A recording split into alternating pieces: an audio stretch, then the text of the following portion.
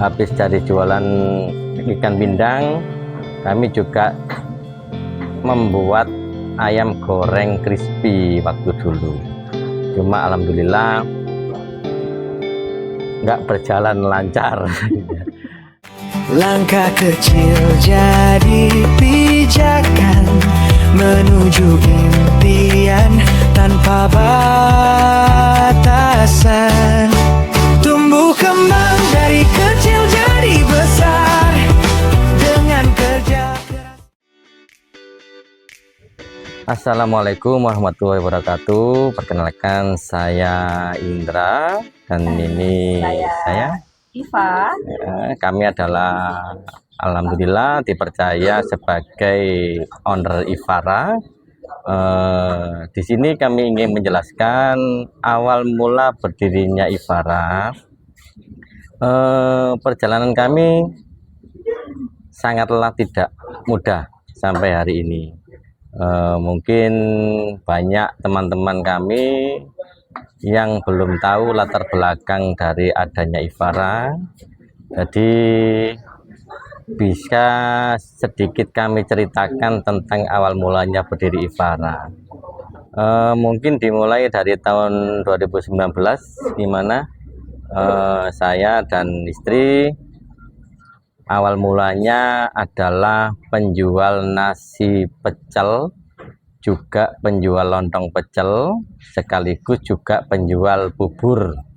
Waktu dulu 2019 kurang lebih kami berjualan nasi pecel dan lontong pecel di depan rumah kami. Seiring waktu juga kami menjalani bisnis menjual ikan pindang keliling. Kami menjalaninya keliling kampung sambil membawa ikan pindang. Juga sehabis kita jualan lontong pecel. Nah, mungkin sedikit tambahan dari istri saya, barangkali habis dari jualan ikan pindang, kami juga membuat ayam goreng crispy waktu dulu. Cuma alhamdulillah nggak berjalan lancar. Seiring waktu kita juga mengalami fase naik turun tadinya. Terus kita mencoba pengembangan usaha. Waktu dulu kita merintis awal dulu usaha adalah fashion, dalam hal ini kerudung. Waktu dulu kita memang nol pengalaman apapun tentang kerudung, dan juga kita hanya bermodalkan tekad saja. Nah, alhamdulillah berjalan tidak mulus juga. Cuma kita pun tetap bersyukur masih diberi kesehatan. Setelah kita mencoba peruntungan di kerudung namun tidak beruntung, kita mencoba bisnis usaha tentang perabot peralatan Cina. Jadi kita dulu kebetulan mendatangkan produk-produk dari Cina semacam tangki, panci, juga alat-alat rumah tangga. Terus kita juga mendatangkan berbagai macam produk dari Cina. Waktu dulu mungkin kurang lebih 1 tahun kita berjalan di usaha tersebut, tapi memang kembali lagi kita belum beruntung waktu dulu.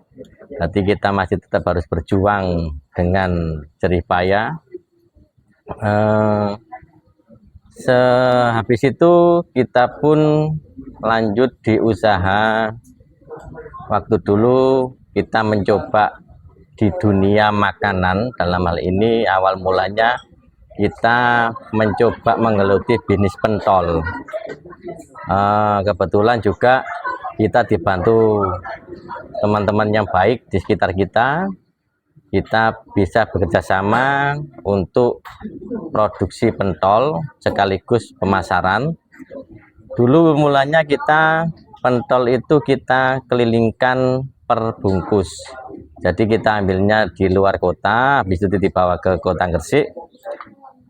Dalam perjalanan ke arah Kota Gresik kita melakukan COD atau cash on delivery artinya. 1 bungkus 2 bungkus kita COD-kan, setiap titik kita ketemu sama pembeli ataupun konsumen sampai nyampe di toko. Setiap hari kita keliling seperti itu. Berjalannya waktu juga kita bertemu sama teman yang menggeluti penjualan buah. Waktu itu saudara dan juga teman kami yang bernama Pak Edi menawarkan untuk memberi bantuan dan memberikan edukasi tentang cara berjualan buah. Nah, dari Pak Edi lah kami juga bisa menimba ilmu sampai hari ini, dan juga mulainya kita belajar dari Pak Edi. Juga melalui podcast ini kita berdoakan sama Pak Edi, semoga baik-baik saja semuanya, sehat selalu, dan jangan lupa kita nanti saling silaturahmi berkabar. Terlepas dari itu, kita mulailah bergelut di bisnis buah.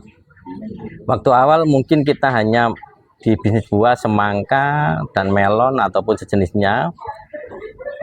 Lalu kemudian kita mencoba peruntungan ke buah impor. Kebetulan kita pun melangkah ke supplier. Dari waktu dulu kita ketemu sama supplier buah impor, kita ngobrol panjang, kita juga menyampaikan semua keluh kesah kita. Alhamdulillah kita dipercaya untuk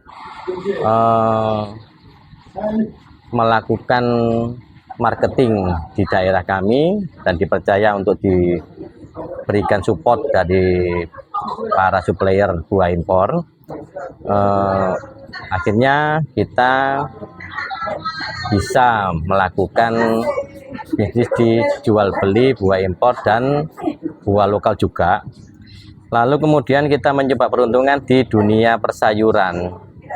Nah, sayur dulu memang bukan dari gandengannya buah, cuman memang kita mencoba peruntungan yang baru di dunia sayur. Alhamdulillah bisa berjalan sampai hari ini. Alhamdulillah juga bisa sedikit memberi manfaat bagi para ibu-ibu yang ingin belanja buah ataupun belanja sayur, sedikit bisa memberikan harga yang terbaik. Dan juga melalui podcast ini kita memohon maaf apabila ada segala kekurangan tentang pelayanan kami. Mohon kami diberi masukan semuanya, ya. Mungkin untuk perjalanannya dari itu secara kami, dan motivasi kami dalam dunia usaha buah dan sayur ini tidak lain hanyalah ingin memberi manfaat yang sebesar-besarnya bagi semua rekan kami, rekan kerja kami di toko ataupun di seluruh pasar ataupun sawah, supaya bisa bersama-sama mendapat manfaat yang sebesar-besarnya. Tidak ada motivasi lain, hanya ingin memberi manfaat yang sebesar-besarnya. Cara kita untuk mengembangkan bisnis ataupun kita bagaimana mengatur sistem bisnis kami, mungkin kita hanya menekankan kepada para rekan kerja kami yang di toko, supaya meningkatkan pelayanan saja artinya. Nah, salah satu cara untuk kita berkomunikasi dengan para teman kami di toko, mungkin salah satunya kita sering mengadakan obrolan-obrolan, entah itu melalui briefing, entah itu melalui jalan-jalan tipis-tipis atau gimana, supaya kita ada solusi ataupun ada komunikasi yang lebih baik lagi, karena kita nggak ingin ada unek-unek apapun di dalam lingkungan usaha kami artinya. Nah, kemitraan nggih. Kemitraan dari Ivara itu kebanyakan petani yang secara langsung menawarkan produknya masing-masing. Nah, untuk itu kita pun ngikut di para petani karena memang tujuannya supaya bisa memberikan produknya, tidak kesulitan untuk menjual produknya. Kami pun berusaha membantu semaksimal kami. Ujian kami pun tidak serta-merta mulus seperti bayangan orang-orang.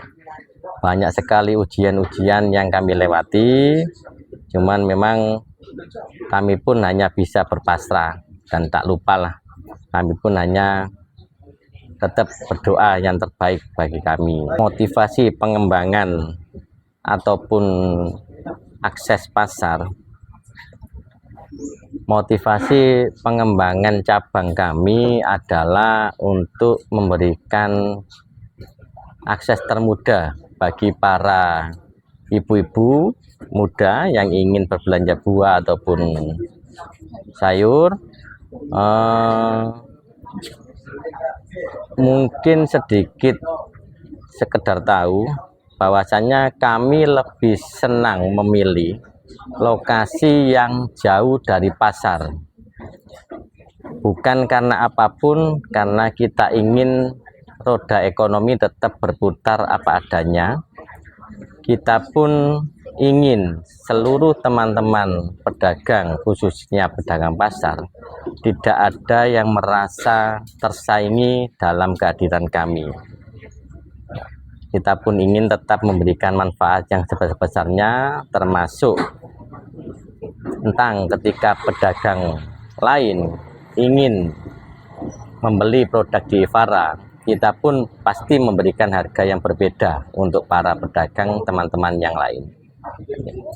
Jadi kita bedakan tentang harga, kita bedakan tentang cara untuk memberikan harga yang spesial untuk yang pedagang lain. Visi tertinggi Ivara dalam hal ini tujuan dan kebahagiaan. Kebahagiaan terbesar bagi kami dalam hal ini toko Ivara adalah bisa menjadi manfaat yang sebesar-besarnya untuk kami, khususnya untuk keluarga kami, untuk teman-teman kami, dan untuk masyarakat sekitar lingkungan kami. Karena bagi kami kekayaan itu tidak akan ada artinya bila tidak ada manfaat di dalamnya. Kekayaan akan sia-sia bila tidak ada manfaat dan barokah di dalamnya. Ya, ini saya sebagai owner Ivara, saya tidak pernah membedakan. Gawe saya kan semua banyak yang perempuan. Saya tidak pernah membedakan mana yang pegawai atau apa, semua saya anggap saudara. Jadi seperti itu. Ya, motivasi saya ingin membantu perekonomian ibu-ibu biar bisa membantu keuangan keluarga. Saya lebih ngasih barang murah, saya nyari barang-barang murah, nambah-nambah terobosan baru. Terus ya ada yang nitip-nitip produk, semua saya terima. Sedikit menambahi saja nggih, tentang bagaimana cara pemasaran kami. Mungkin di era digital ini kita pasti harus mengikuti zaman yang serba digital saat ini. Salah satu contoh dengan cara kita melakukan postingan-postingan di segala platform media sosial, entah itu Instagram, entah itu Facebook, ataupun yang lain. Kita pun ingin mengenalkan produk-produk yang kita jual di toko melalui seluruh medsos-medsos yang kebetulan kami punya. Dan juga kita pun tidak meninggalkan marketing, tentang cara marketing yang ikut pada saat seperti biasanya, yaitu mungkin tutorial dari mulut ke mulut bahwasanya alhamdulillah toko Ivara dipercaya sebagai toko yang murah, toko yang hemat dalam kondisi saat ini, artinya sedikit uang bisa mendapatkan belanjaan yang lumayan banyak tadinya. Dan juga mungkin marketing kami juga melalui sedikit memberi giveaway kepada teman-teman yang banyak membantu kami di akun-akun medsos mereka. Jadi mungkin seperti itu cara pemasaran kami. Yang pasti rezeki sudah ditakar sih Mbak, nggak akan tertukar artinya. Jadi semuanya kita tetap yakin saja. Sedikit kesimpulan dari kami, yang pasti pertama, kami memohon maaf yang sebesar-besarnya kepada seluruh teman-teman kami, entah itu barangkali kami punya kesalahan yang tanpa kami ketahui, tanpa kami terasa. Yang pasti kami adalah manusia biasa yang tak luput dari kesalahan. Kami mohon maaf yang sebesar-besarnya. Juga sedikit motivasi tentang perjalanan dari kami, tetaplah yakin, tetaplah berpasrah diri, jangan pernah putus asa, yakinlah bahwasanya semua akan baik-baik saja. Terima kasih, semoga kami dan hadirnya kami bisa memberi manfaat bagi semuanya juga.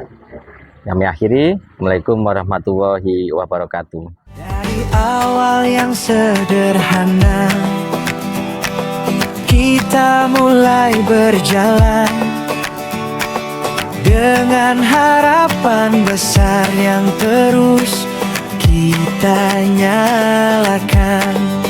Langkah kecil jadi pijakan menuju impian tanpa batasan.